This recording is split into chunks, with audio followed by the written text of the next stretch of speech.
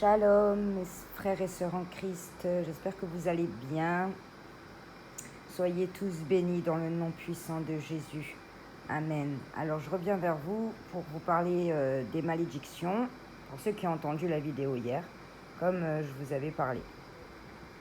Alors déjà, c'est quoi une malédiction? Une malédiction, c'est d'être maudit. Alors on peut être maudit par Dieu lui-même. Hein? On peut être maudit par une personne, donc une personne lambda, un ami, quelqu'un de la famille ou même un inconnu. On peut être maudit aussi par un sorcier, par un sataniste. Donc on peut être maudit de plusieurs manières. On peut aussi être maudit par des actes. Donc il y en a qui vont appeler ça le karma. Nous, en tant que chrétiens, on appelle cela la justice divine de Dieu. Donc de Jésus-Christ de Nazareth. C'est Jésus qui juge. Donc si on fait quelque chose de mal, c'est pour ça que je vous disais tout à l'heure, on peut être maudit par Dieu. Donc on est maudit par Dieu quand on fait des mauvais actes, des mauvaises actions. Ce qui apporte des malédictions en fait. Donc dans le New Age, ils vous disent le karma, les trucs comme ça. Il y a un proverbe qui dit ce qu'on récolte, ce que l'on sème, on le récolte. Donc voilà. Donc c'est Dieu, il peut maudire quand on fait du mal aux gens et aussi quand on souhaite du mal aux gens. Par les actes, mais aussi par les paroles. Parce que la parole est en lien avec Dieu. D'accord ? Donc voilà, la malédiction vient du fait qu'on soit maudit par Dieu lui-même ou bien par des personnes. Donc on va parler, qu'est-ce que ça, les causes, on a décrit ce que c'était la malédiction, on va parler maintenant des causes et après comment s'en délivrer. Donc les malédictions, elles se transmettent de génération en génération. Je m'explique. Si, admettons, je vous donne un exemple, si, admettons, quelqu'un dans votre famille, vos grands-parents ou vos arrière-grands-parents, votre arrière-grand-mère, ou qui sais-je, c'était une sorcière. D'accord ? Ou c'était quelqu'un qui pratiquait, on va dire, plus précisément, qui était dans l'occultisme, qui pratiquait les cartes, qui pratiquait la médiumnité. Là, c'est sûr qu'on ne va pas y échapper. Donc, ça veut dire que ça va se poursuivre de génération en génération. Donc, de arrière-grand-mère, enfants, petits-enfants, arrière-petits-enfants. La chaîne, ça ne s'arrête pas. Ça se transmet automatiquement. Donc, bien évidemment que les sorciers, les occultistes, ils sont maudits puisqu'ils ont vendu leur âme au diable. Et du coup, ça va se répercuter sur les générations également à venir. Donc ça, c'est la base. Mais il faut savoir aussi que même si on n'est pas dans l'occultisme, même si on est, admettons, une personne simplement athée, on va dire. Une personne athée, donc du fait qu'elle ne croit pas en Dieu, plus précisément en Jésus-Christ comme Seigneur et Sauveur, elle va être... C'est-à-dire que si quelqu'un la maudit, c'est-à-dire qu'il va prononcer une simple parole. Des fois, vous savez, sur le coup de la colère, on prononce des paroles même qu'on ne le pense pas. Eh bien, une simple parole, même si cette parole-là n'est pas dite par un grand sorcier, on va dire, quelqu'un qui est dans l'occultisme, eh bien, cette personne, elle va être maudite quand même. Cette personne, elle va être maudite. Et la malédiction, vu qu'elle n'a pas Jésus, donc elle ne va pas être protégée, en fait, par les dires de la personne qui l'a maudit. J'espère que vous me suivez. Voilà. Donc, comme elle n'est pas protégée par Jésus, puisqu'elle ne croit pas en Jésus, elle ne va pas être protégée par Dieu. Donc, la personne qui l'a maudit, qui prononce une mauvaise parole sur elle, eh ben, ça va l'atteindre, ça va la toucher automatiquement, puisqu'elle n'est pas protégée par le sang de l'agneau. D'accord ? Et qu'est-ce qui se passe à ce moment-là ? Sa progéniture, sa semence, Dieu me révèle cela, sa semence sera contaminée automatiquement. puisqu'elle le porte en elle. Donc, la semence qu'elle sèmera, donc ses enfants, petits-enfants, arrière-petits-enfants, seront également maudits s'ils n'ont pas Jésus, s'ils n'ont pas la protection de Dieu. Vous voyez comme c'est grave. C'est-à-dire que, je vous donne un exemple. Admettons, moi, d'accord? Voilà, admettons moi. Voilà, j'étais pas chrétienne et ma famille n'était pas chrétienne. Donc, obligée, t'es maudite en fait, parce que tu as toujours une personne qui va toujours prononcer des mauvaises paroles sur toi ou quoi que ce soit. C'est obligatoire une fois dans sa vie que ça arrive, c'est obligé. Donc, automatiquement, on est maudit. Vous voyez ce que je veux dire? Donc, c'est grave. Donc, admettons, alors, il y a donc, comme je vous disais, là, ça c'est les malédictions qui concernent les dires des gens.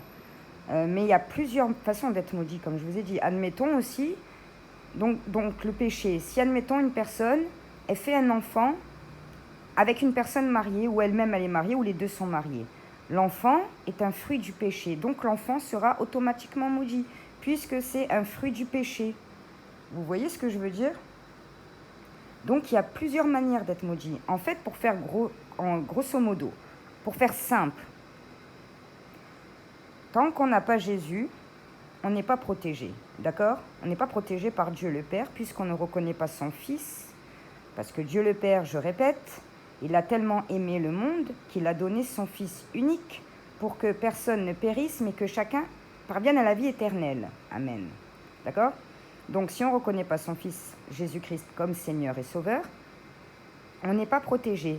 Et si on n'est pas protégé, nos enfants ne seront également pas protégés. D'accord?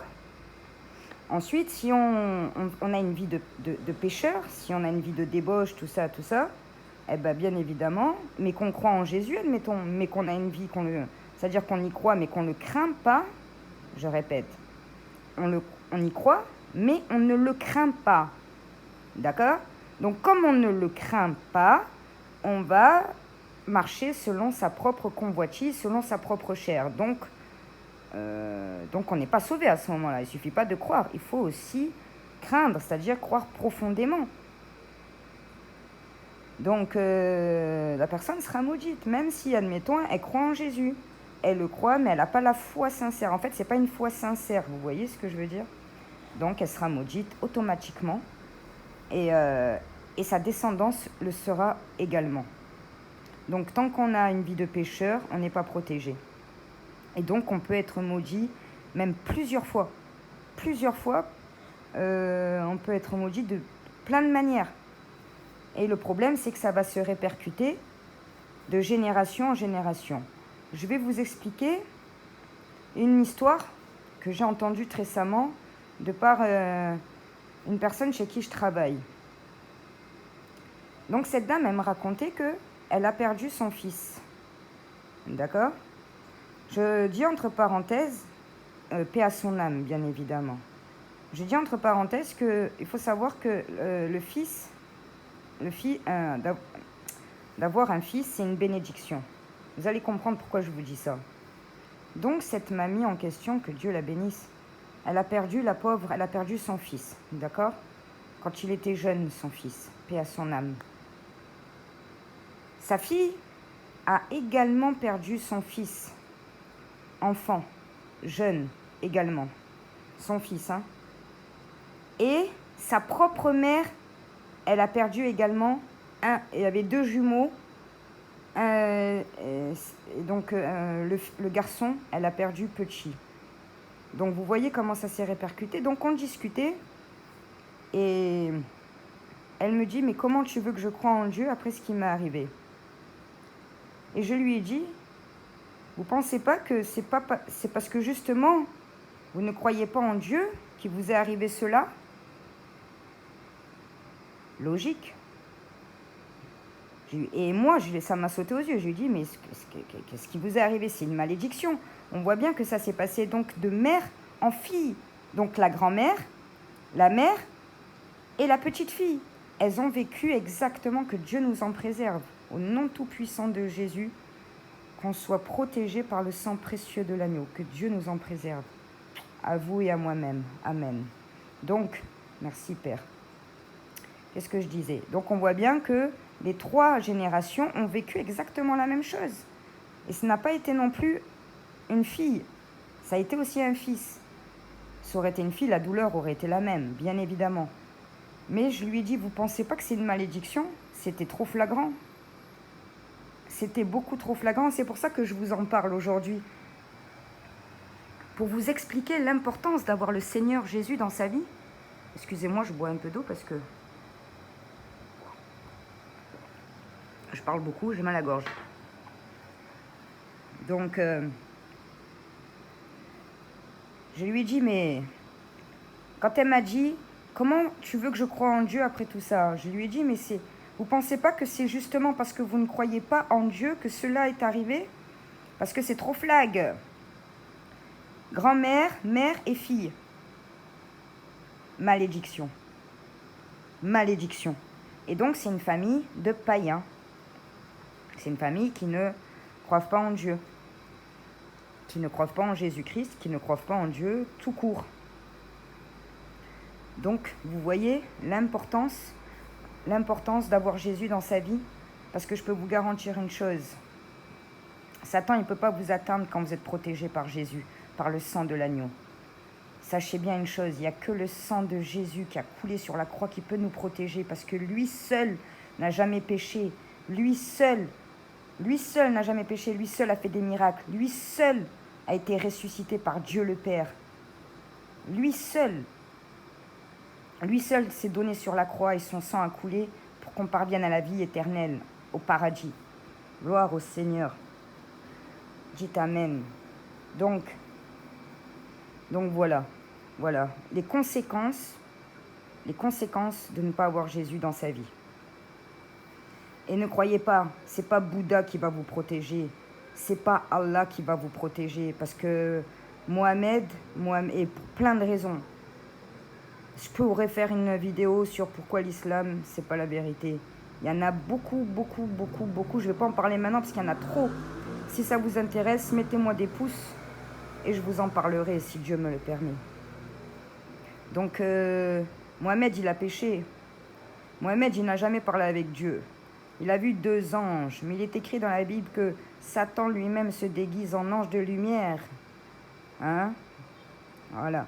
Donc, personne ne pourra vous sauver, ni Bouddha, ni Mohamed, ni personne. C'est que Jésus. Gloire au Seigneur. Donc ça, vous avez compris. Donc maintenant, ce qui est intéressant, c'est comment briser les malédictions transgénérationnelles et les malédictions tout court. Voilà. D'accord? Comment les briser? C'est simple. Vous avez bien compris. Vous avez compris que c'est très simple. La seule chose à faire, c'est de se reconvertir, mais sincèrement, une repentance sincère, parce que Dieu seul sait ce qu'il y a dans les cœurs des gens. Voilà, quand tu dis, mais moi, pourquoi j'ai pas rencontré Jésus? Pourquoi certains musulmans l'ont rencontré? Pourquoi certains athées, certains bouddhistes et certains d'autres non? Pourquoi? C'est pas parce que c'est pas une question de loterie, hein, c'est pas au hasard. C'est simplement qu'eux, ils le cherchent vraiment, ils cherchent vraiment Dieu, ils cherchent vraiment la vérité. Donc Dieu le sait. Donc c'est pour ça qu'il se révèle aux gens qui le cherchent sincèrement. Donc il faut une repentance sincère, il faut donner sa vie à Jésus, comme Jésus a donné sa vie sur la croix pour nous racheter nos péchés. Donc il faut donner sa vie à Jésus, ça c'est la première des choses. C'est la première des choses. Être baptisé, c'est bien, mais ça ne veut rien dire. Parce que si vous êtes baptisé par l'eau, mais que vous continuez votre vie de débauche, ça ne vaut rien du tout. Parce que le Seigneur a dit, moi je vous baptise avec l'eau, mais celui qui vient, ça sera du feu que vous serez baptisé. Excusez-moi parce que je prêche pas bien, parce que ça fait pas longtemps que je suis reconvertie moi. Donc je connais pas par cœur, mot pour mot les versets, des fois je peux me tromper. Que Dieu me pardonne. Mais le message global, c'est le même. Donc Jésus a bien dit que on sera baptisé du feu du Saint-Esprit. D'accord? Du feu du Saint-Esprit. C'est ça qui compte. C'est-à-dire quand tu es touché par Dieu, par la main de Dieu, et que l'Esprit de Jésus est en toi. Voilà, c'est plus toi qui autocontrôle, c'est le Saint-Esprit. Donc, d'être baptisé, c'est bien, c'est toujours mieux, bien sûr. Mais c'est pas parce que vous êtes baptisé que ça y est, c'est fini. Non, non, non. C'est le cœur qui compte, parce que c'est pas par la loi qu'on est sauvé, mais par la foi, les amis. Vous avez bien compris cela pour ceux qui suivent, ceux qui sont chrétiens et ceux qui ont lu la parole de Dieu. Donc, c'est pas par la loi, mais par la foi. Donc, la première des choses, c'est de se reconvertir sincèrement. Sincèrement. À partir de ce moment-là, en vivant une vie de piété, en vivant une vie de sainteté, petit à petit, tout va se couper.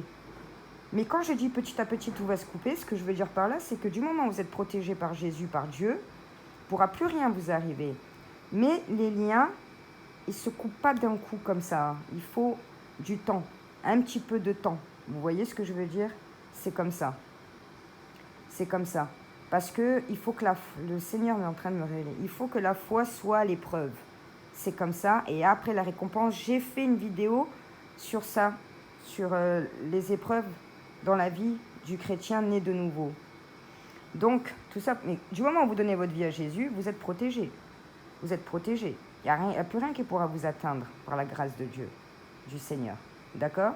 Mais si vous avez contracté, admettons, je ne sais pas moi, 10 000 liens avec des sorciers, 10 000, je ne sais pas moi, je dis un exemple, 100 malédictions. C'est pas comme ça, ça veut dire les liens vont se couper petit à petit, tac, tac, tac, tac, tac. Plus vous avancerez dans votre foi, et plus les liens, ça les briseront. Mais il faudra faire quand même un effort, c'est-à-dire pratiquer aussi le jeûne. Parce que Jésus a dit qu'il y a certains démons qui ne partent que par le jeûne.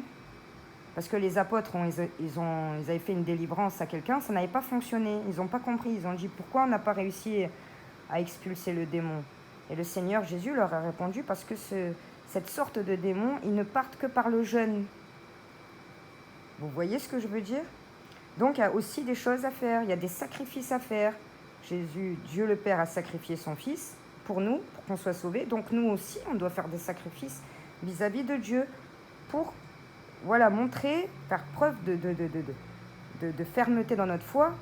Mais ça, j'ai expliqué dans une autre vidéo, parce que c'est trop long. Je ne peux pas expliquer ça. En fait, c'est pas pour vous tester à vous, parce que Dieu, il vous connaît, il sait ce que vous avez dans le cœur, mais c'est pour révéler votre foi où vous en êtes, les épreuves. Bref, si ça vous intéresse, allez écouter cette vidéo-là. Donc, qu'est-ce que je disais? Donc, comment s'en délivrer? Donner sa vie au Seigneur Jésus, sincèrement, se repentir sincèrement, avoir une vie de sainteté, de piété, pratiquer beaucoup de jeûne, surtout quand on vient d'être converti. Enfin, jeûner en tout cas du moment où notre santé nous le permet, tout ça, bien évidemment, attention, hein, n'allez pas vous mettre en danger. Si vous êtes malade ou quoi que ce soit, attention, comprenez bien ce que je dis. Hein. Prier sans cesse et lire la parole de Dieu. C'est simple. Et tenir bon. Voilà, donc c'est en ayant une vie droite, une vie sainte, que vous allez briser les malédictions. Vous ne pourrez jamais... Écoutez-moi bien ce que je vais vous dire. Vous ne pourrez jamais briser des malédictions sans le Seigneur Jésus et sans tout ce que je viens de dire là maintenant. Sans avoir une vie de sainteté. C'est impossible. Vous pouvez aller voir les plus grands sorciers. Vous pouvez aller voir les plus grands marabouts. Vous pouvez aller voir les plus grands soi-disant sages, n'importe qui. Ils feront rien parce que est-ce que Satan peut combattre contre Satan? C'est pas vrai. C'est pas vrai. Est-ce que Satan lui-même se divise en deux? Non. Donc eux, ils vous font croire qu'ils combattent, mais c'est pas vrai. Tout ce qu'ils vous font faire, en fait, ils vous rajoutent encore plus des trucs, en fait. Puisqu'ils appartiennent, ils font des choses abominables aux yeux de Dieu. Donc ils n'ont pas Dieu. Donc ils pourront absolument... Donc ils sont avec le mal. Donc le mal ne peut pas vous protéger. Les démons ne peuvent pas vous protéger. Allô? Est-ce que quelqu'un m'entend? C'est impossible. On est d'accord sur ça? Bon, donc c'est impossible de briser les malédictions sans Jésus. Et à ce moment-là, quand vous vous convertissez, comme j'ai dit, tout ce que vous faites, vie de sainteté, conversion sincère, repentance sincère, lire la Bible, écouter la parole de Dieu, tout ça, et prier le Seigneur et lui demander de couper les malédictions. Mais quand bien même, attention, il le fera lui-même automatiquement. Mais c'est pour dire. Vous voyez ce que je veux dire? Faut vraiment pas rigoler avec ça, les amis. Moi, je vous dis, l'histoire que j'ai entendue de cette dame, que Dieu la bénisse. Vraiment, c'est le Seigneur qui m'a dit, il m'a dit, fais une vidéo sur ça, explique-leur. Et encore, il y a plein d'histoires comme ça. Il y en a plein. Là, c'est un exemple parmi tant d'autres. Si on prend maintenant l'exemple du petit Émile, paix à son âme, puisque je pense pas qu'il soit malheureusement qu'il soit vivant. Hein? Il y a eu l'intervention d'une tierce personne. Moi, je vous dis ce que Dieu m'a dit quand je l'ai interrogé vis-à-vis de ce petit-là. Il m'a dit, il y a certaines personnes qui ne craignent pas Dieu. Et apparemment, l'enfant, il serait dehors. Voilà, moi, je vous dis juste les infos que le Seigneur m'a dit. Ben, comme on est dans ça, je vous le partage. Donc, qu'est-ce que je disais? Malédiction. Malédiction. Vous avez vu, il s'est passé la même histoire. Ce village, il est maudit.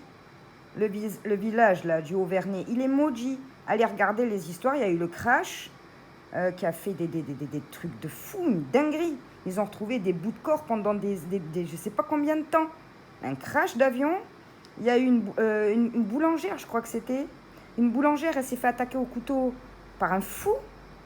Et il y a eu la même histoire, enfin une histoire très similaire, 15 ans auparavant, je crois que c'est le petit Yanis qui avait disparu également, dans les mêmes circonstances. Pourquoi? Ah oui, allez faire des recherches, je ne me rappelle plus comment ça s'appelle. Et en fait, moi, j'ai fait des recherches parce que le Saint-Esprit m'a révélé que le village, il était maudit. Donc, j'ai fait des recherches et il y a une histoire avec des sorcières, je ne sais plus comment ça s'appelle. Si vous voulez aller rechercher, vous tapez sur le net, vous tapez malédiction, Dieu Auvernay et sorcières. Vous allez voir, en fait, c'était des sorcières, elles étaient 3, je crois, 3 sorcières, un truc comme ça. Et vous savez qu'est-ce qu'elles faisaient en plus?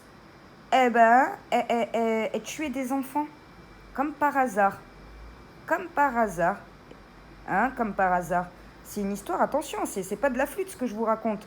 C'était une dinguerie, c'est une histoire qui est dans comment dire ça, dans les annales, quoi. Ça a été prouvé, on a les trucs des juges et tout, de l'ancien temps. Bref, c'est une dinguerie. Allez faire des recherches, vous allez voir. Et malédiction. Mais si cette famille en question, cette famille, il faut savoir que c'est des chrétiens catholiques. Catholiques. Dieu n'est pas dans les religions, Dieu n'est pas dans l'islam, Dieu n'est pas dans le judaïsme, Dieu n'est pas dans le catholicisme. Je répète, Dieu n'est pas dans l'islam, Dieu n'est pas dans le judaïsme et Dieu n'est pas dans le catholicisme. Les catholiques, c'est franchement, je ne veux pas les juger, mais laissez tomber le Vatican et tout. Mais laissez tomber, si. Mais c'est les plus gros francs-maçons, c'est eux. Les plus gros Illuminati, c'est ceux qui sont au pouvoir. Pas les fidèles du dimanche qui n'ont jamais ouvert la Bible et tout ça, qui vont juste à la messe. Eux, ils ne savent pas parce qu'ils n'ont jamais lu la Bible. Mais c'est écrit, toutes les abominations, c'est écrit noir sur blanc. Moi, j'étais choquée, je leur ai dit, mais vous voyez pas que c'est écrit pourtant, de tout ce que vous faites, c'est interdit. Bon, bref. Donc, les chrétiens catholiques, ils ont la mère, que Dieu la bénisse. Hein. Je ne juge pas, c'est juste pour vous faire comprendre, les amis.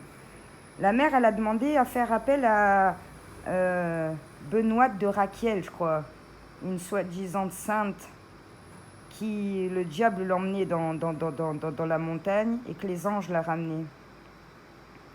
Bref, moi je vous dis, s'ils auraient été évangéliques, c'est-à-dire ils auraient suivi les évangiles, qu'est-ce que Jésus a dit? Qu'est-ce qu'il a dit de faire et de ne pas faire? Qu'il a aboli les lois, qu'il a rétabli les lois, il en a donné une seule en plus, il a dit, moi je vous donne un commandement en plus et aimez-vous les uns les autres. Donc s'ils auraient suivi les évangiles, parce qu'il y a la Torah, après il y a les évangiles. Les deux font la Bible. Ok, on est d'accord. Donc s'ils auraient suivi Jésus, ben, les évangiles, ben, ils ne feraient pas ces abominations qui sont interdites par Jésus. Et moi je vous dis, eh ben ça ne serait pas passé comme ça. Voilà, tout simplement. On n'a pas le droit de prier les morts. Les saints sont morts. Oh là là. On n'a pas le droit de prier les anges. On n'a pas le droit, c'est écrit. Il est interdit de rendre un culte aux anges.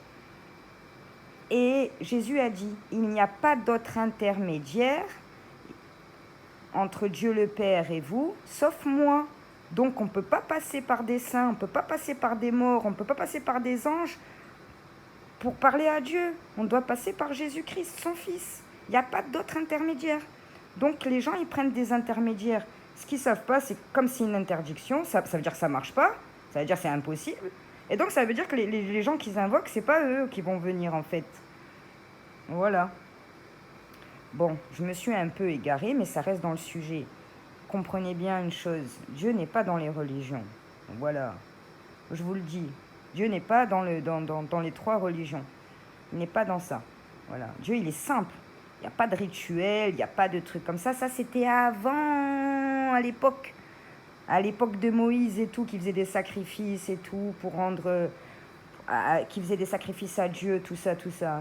Mais quand Jésus il est venu, c'est lui qui s'est sacrifié sur la croix. Donc, il n'y a plus de sacrifice, de rituel, d'invocation, de je sais pas quoi. Vous voyez ? Donc, tout ça pour vous dire que les malédictions, ça existe. Ça existe. Et c'est très, très, très grave. C'est un gros fléau. Plein de gens sont touchés par ça, mais ils ne le savent pas. Ils ne le savent pas. Parce qu'ils ne sont pas croyants. Donc, ils n'ont pas le discernement. Donc voilà les amis, je tenais vraiment à vous partager cela. La vidéo est longue, je vous remercie pour ceux qui sont restés jusqu'au bout, que Dieu vous bénisse. Et pour ceux qui ne sont pas restés, que Dieu vous bénisse également. Mais voilà, pensez à tout ça. Écoute, voilà. Pour ceux qui n'ont pas donné leur vie à Jésus, réfléchissez à tout ce que je vous dis. Que Dieu vous donne un bon discernement, mes amis. Que Dieu vous guide, que Dieu vous ouvre les yeux, que Dieu vous protège et que Dieu vous bénisse. Amen.